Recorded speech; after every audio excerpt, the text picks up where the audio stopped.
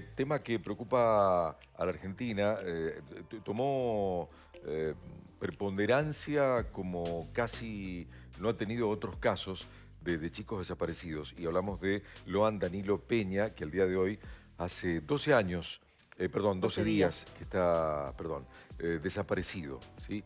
12 días desde que de pronto se tejió una historia que iba con parte de su familia y con otros a cosechar naranjas en un campo de Corrientes y después la historia no fue esa, no sé.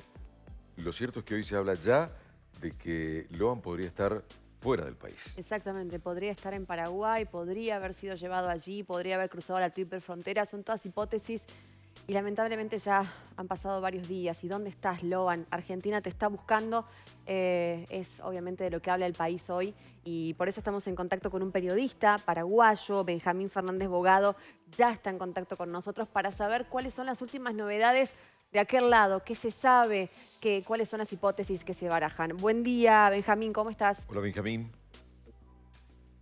Un saludo cordial para ti desde Asunción, un gran placer y el gusto de estar con ustedes ante un caso que ha conmocionado no solo a la Argentina, que también ha tenido repercusiones aquí en Paraguay. Correcto. ¿Qué se sabe, Benjamín? ¿Qué es lo que se habla allí? Digamos que esto que decía Coco, ¿no? La hipótesis hoy, si se quiere más fuerte, es que podría estar en Paraguay, que podría haber sido llevado allí, podría haber cruzado la triple frontera, entendiendo que es muy fácil, lamentablemente, el pasaje de las personas, ¿no? Y que tranquilamente podría estar ya a estas horas allí. La primera versión de esa que surgió de que el niño se encontraba en Ciudad del Este, ahí en la triple frontera, fue descartada por la policía diciendo que las imágenes no se correspondían al niño que se encuentra desaparecido en Corrientes. Y ahora la policía paraguaya, que es bastante buena en casos de secuestros y también de personas que se encuentran desaparecidas, afirmó de que no existe ninguna prueba que demuestre de que el niño haya cruzado la frontera con el Paraguay. Entendemos de que la frontera es muy extensa entre Paraguay y Argentina. Hay varios lugares muy porosos en donde hay mucho tráfico de personas y de mercaderías, pero hasta el momento la versión tanto de los comisarios Cardoso como Vallejos encargados de este tema han descartado por completo de que Loan haya cruzado la frontera hacia el Paraguay. Esta versión también se apuntaló con el anuncio de la ministra del Interior, Patricia Bullrich, que estaría hoy en Asunción. Exacto. Sin embargo, eso se descartó. Ella tendría que haber venido a Paraguay también por otra cuestión, que es la Asamblea General de la OEA, que tiene el tema del delito transnacional y los crímenes de grupos organizados como uno de sus temas centrales. Por lo tanto, la señora Bullrich tendría que estar en Paraguay, si no hoy, también mañana, en que se inicia la Asamblea de la OEA con el tema de los delitos transnacionales en agenda. O sea, Benjamín, esto que nos contás, ¿no? Y confirmando la presencia de Patricia Bullrich en un tema tan sensible, significaría que estamos en presencia de una temática muy fuerte, cual es pensar que hay muchas bandas organizadas dedicadas al ocultamiento de personas y trata de personas. Muchos de estos delitos son ahora bastante conocidos. Ustedes miren la cantidad de niños desaparecidos en Estados Unidos, en México, en Brasil es un gran problema. En el Paraguay tenemos 300 denuncias de niños desaparecidos hasta ahora, en el 2024. 154 de ellos, según la policía, han retornado a sus hogares, pero no se tiene constancia de que alguien estuviera envuelto en el tráfico de niños del restante número, porque dicen que muchos de los casos de niños que desaparecen posteriormente retornan a sus hogares sin que se diga a la policía que eso haya acontecido. O Ajá. sea que esas estadísticas no aparecen como muy claras. Ahora, Pero el problema de los delitos transnacionales sí. tiene en la trata de personas a una de sus formas delictivas más lamentables. Claro, ahora Benjamín, ¿no es un poco apresurado que la autoridad o las autoridades policiales de Paraguay hayan dicho ante una frontera fluvial tan extensa, ¿no?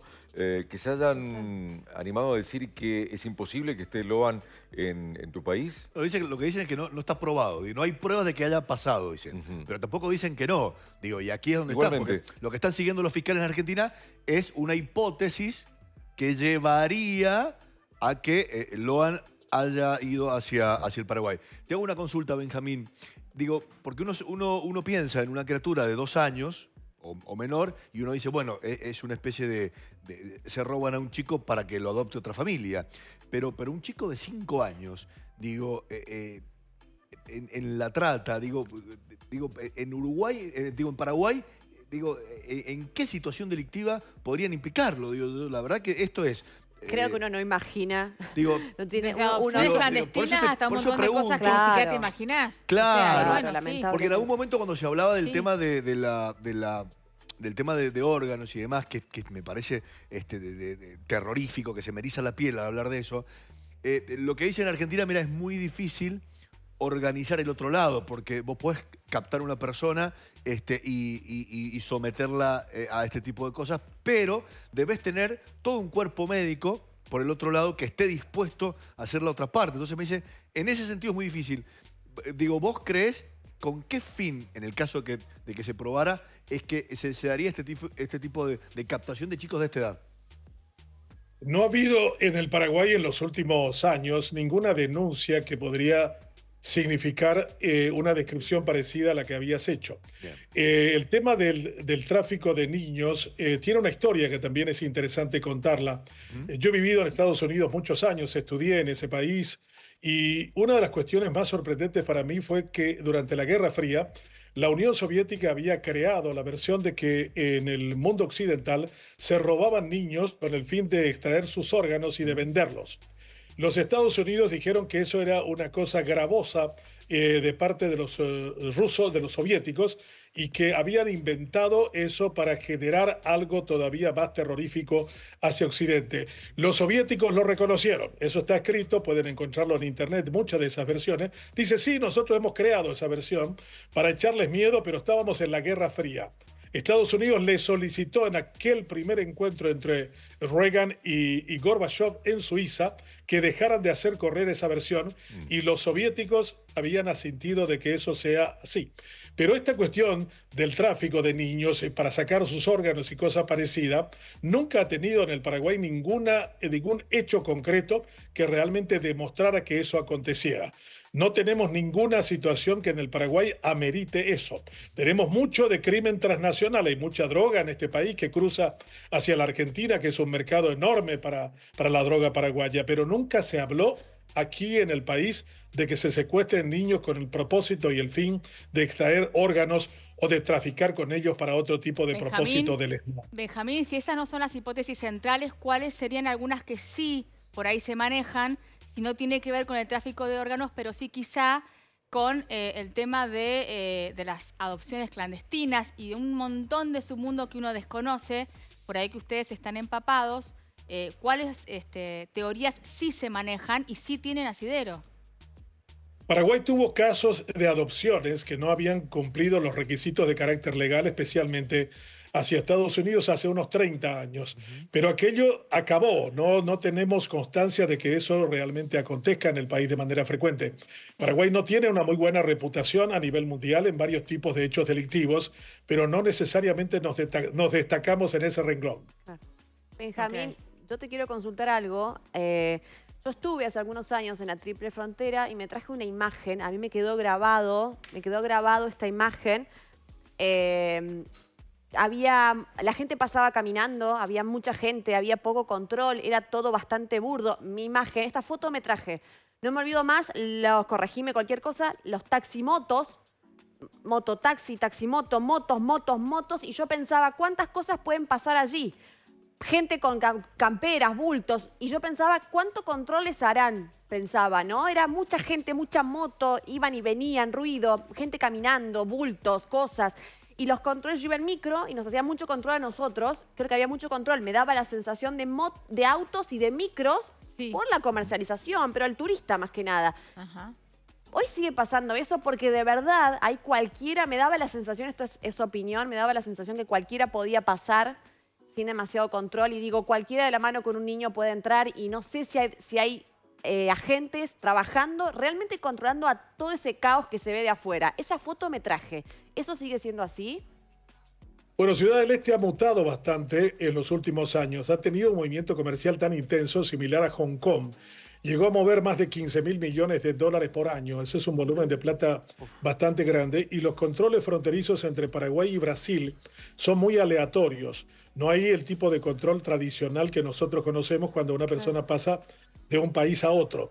Pero esas condiciones también de carácter económico pueden ser percibidos en varias ciudades en la frontera entre Estados Unidos y México, como el caso de Tijuana, por ejemplo, en donde si te vas a ese lugar vas a ver las mismas condiciones que ves entre Ciudad del Este y Foz de Iguazú en el Brasil. Y pasa una cosa igual también aquí entre Asunción y Clorinda.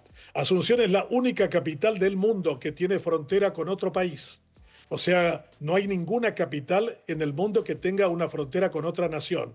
Asunción tiene un contacto directo con Clorinda y cuando los precios bajan o suben, hay un movimiento en la frontera enorme. Hoy, en este momento, hay 3.000 vehículos paraguayos intentando cruzar a Clorinda. Y no estamos hablando de que los precios necesariamente sean muy atractivos para los paraguayos del lado argentino. Ciertamente es imposible controlar todo ese movimiento y no en vano la reputación que tiene la triple frontera, no solo en el tema de los delitos de drogas, de armamentos, de Hezbollah, esta organización terrorista con sede en Líbano en conflicto con los israelitas. Todo esto puede acontecer y acontece de hecho en Ciudad del Este todavía en los mismos volúmenes. El movimiento comercial muy intenso y la falta de controles habituales que se dan en pasos fronterizos aumentan los niveles de sospecha y de movimiento comercial de este tipo. Entonces nos quedamos, Benjamín, volviendo al tema de Loan, nos quedamos con la frase, la idea de que todavía a esta hora no existe ninguna prueba de que este pequeño argentino esté en suelo paraguayo. Es así absolutamente, es una excelente síntesis, al menos en la versión oficial de los encargados de la policía. Este comisario Cardoso es de los pocos policías confiables en este país. Y él afirmó claramente de que no tienen pruebas de que Loan haya cruzado el territorio argentino hacia el Paraguay hasta este momento. Gracias, Benjamín. Benjamín, gracias. Te dejamos continuar con tu tarea. Gracias por el contacto. Un placer. Gracias a ti. Un saludo cordial a la audiencia de ustedes. Benjamín Fernández, abogado, periodista paraguayo.